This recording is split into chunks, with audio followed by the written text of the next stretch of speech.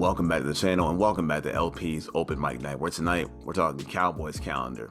Now, some have claimed the Cowboys have an easy schedule, which I'm not too sure about, but we'll see.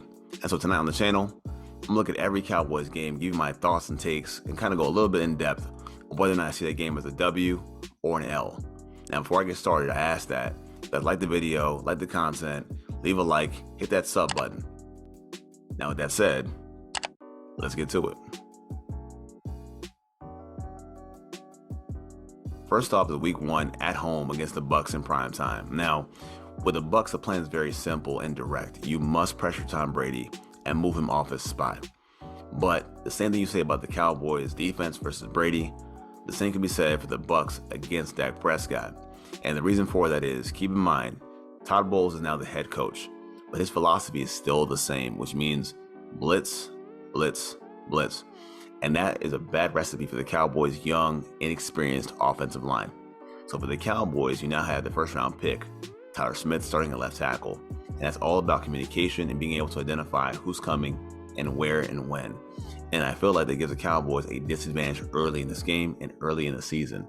So as I see this playing out, I feel like the Bucs will have a lead on the Cowboys, and the Cowboys will be one step behind and lose this game at home against the Bucs to fall to 0-1. Next, we have week 2 against the Cincinnati Bengals, and for the Cowboys, it's a great measuring stick. The Bengals are a young team that overachieved and have a lot of hype.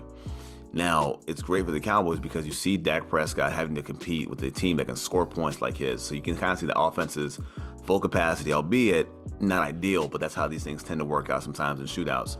And exactly what I see is happening, a shootout with this team week 2.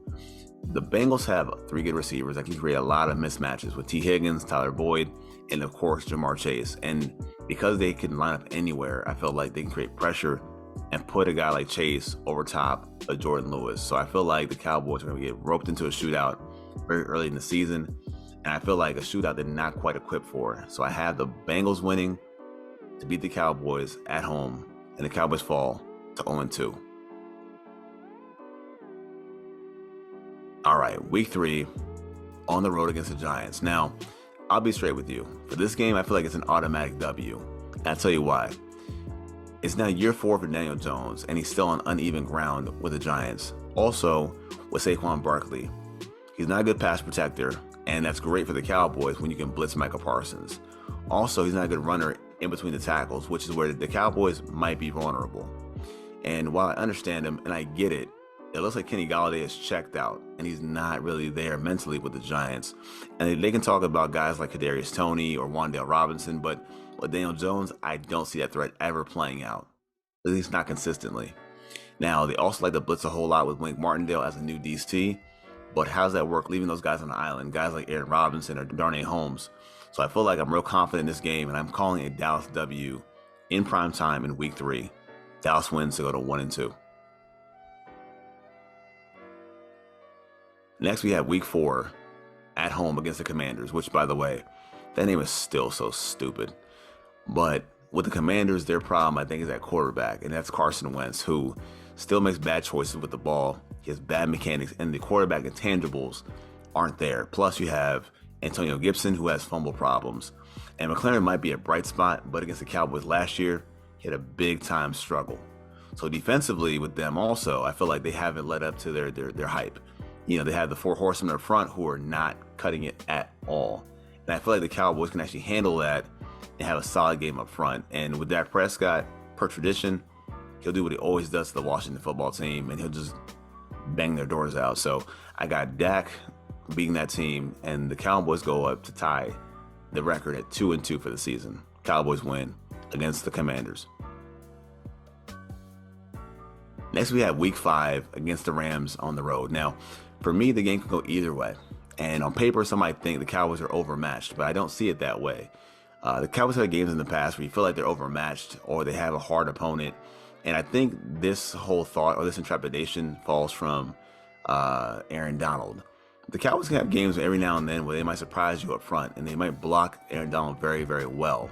And I think to counteract Aaron Donald, the Cowboys' plan is going to be to run the ball right at him, get him out of his gaps, out of his assignments, and try to lean on the ground game to alleviate any mistakes they might have in their protection up front. So I feel like they're going to have a great game running and they can beat them. Now, I won't get it twisted.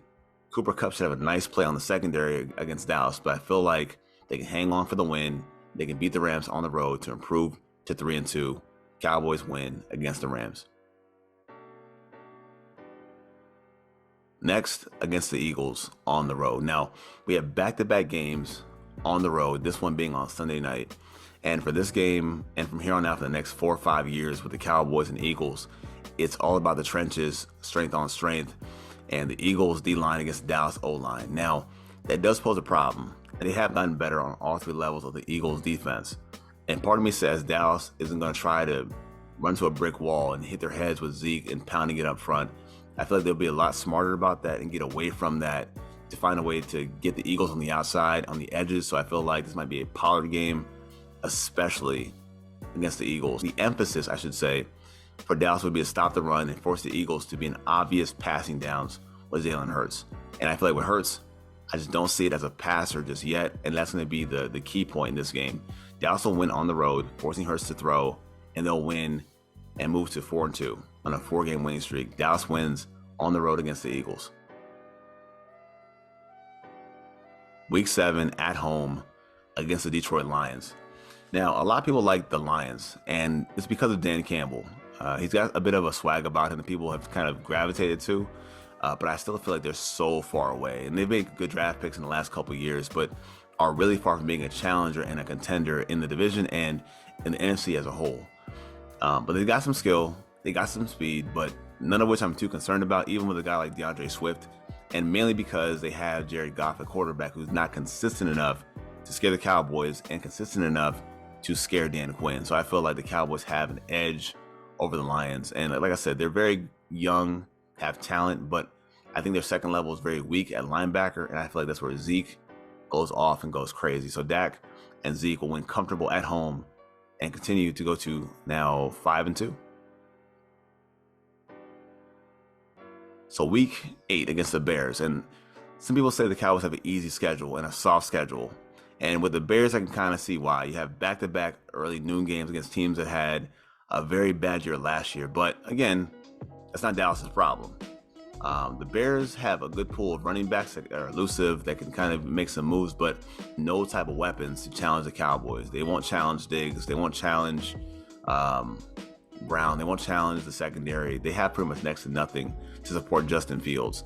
And I feel like with Dan Quinn, he can just sit back in the zone all day and watch his guys just get home all day long.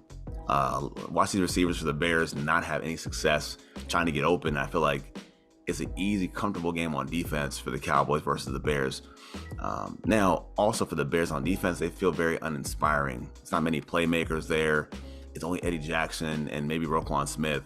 And I feel like the Bears have limited talent, which the Cowboys should be able to feast on all day long, whether it's from a guy like CeeDee Lamb or maybe Michael Gallup if he's healthy enough, or Dalton Schultz. I feel like this game plays right into the Cowboys' hands and gives them a nice momentum for their 6th straight win to go into the bye at 6-2.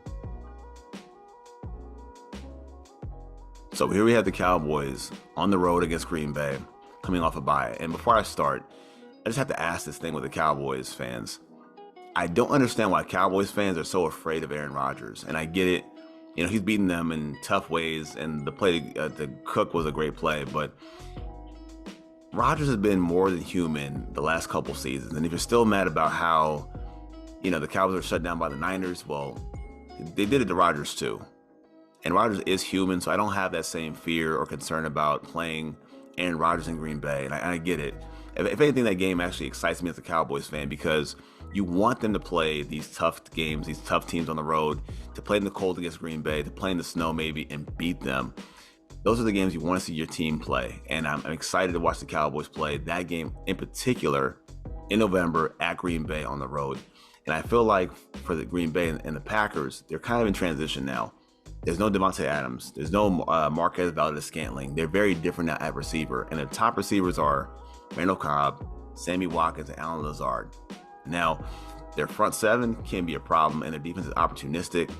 But with all that said about the Cowboys and how they have an even shot, I feel like this game weighs heavily, not for the Cowboys players, but I think so for Mike McCarthy, who, let's face it, may overcoach that game and try to prove a point to his own team's detriment. And I feel like with this game, although it'll be probably very winnable, they'll make a mistake or two, a penalty, maybe a missed kick or something like that that impacts this game. And a game that they should have in the bag, the game that you want them to win and beat Green Bay on the road, they somehow cough it up, and I feel like they fall and lose this game to go down to 6-3. Cowboys lose at Green Bay. Next, we have Minnesota, and that game makes me think a whole lot because offensively, at bare minimum, the Vikings have 3 playmakers with Cook, Thielen, and Jefferson, and possibly 5 with KJ Osborne and Irv Smith. And their line is, it's okay. It's all right. Now, despite what some people think, though, people think that Dak is the black Kirk Cousins. Kirk is actually a good quarterback, too. Dak and Kirk are both very good quarterbacks, and Kirk on his days can have very, very good days, which doesn't happen often against Dallas, if ever.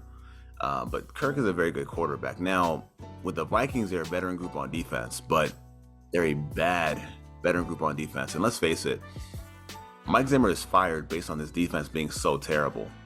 And because of, I guess, the give and pull of the Vikings' offensive talent, but their defense being trash, I feel like this game becomes a shootout all over again. It's almost an accidental shootout, which, similar to last year with Dak Prescott, the Cowboys will win this game on the road in a tough environment against the Vikings. So the Cowboys will beat the Vikings in a shootout on accident, and they'll improve to 7-3.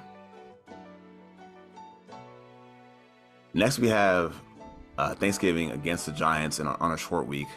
And I get this, that in the NFL, trends are not applicable from year to year, but the Giants constantly are one of those teams that are always out before Columbus Day. And I think this season, they're in transition. The quarterback's a question. The running back is still not himself. And their top receiver, quote unquote, their top guy does not care. So I think they're going to be a train wreck this season, have a lot to sort through under a new head coach. Playing on Thanksgiving, they probably won't be there mentally, so I feel like it's an L for the Giants. Plus, it's my birthday, so I'm not going to pick my team to lose on my birthday on Thanksgiving. That just seems like some wild stuff, so there's no way.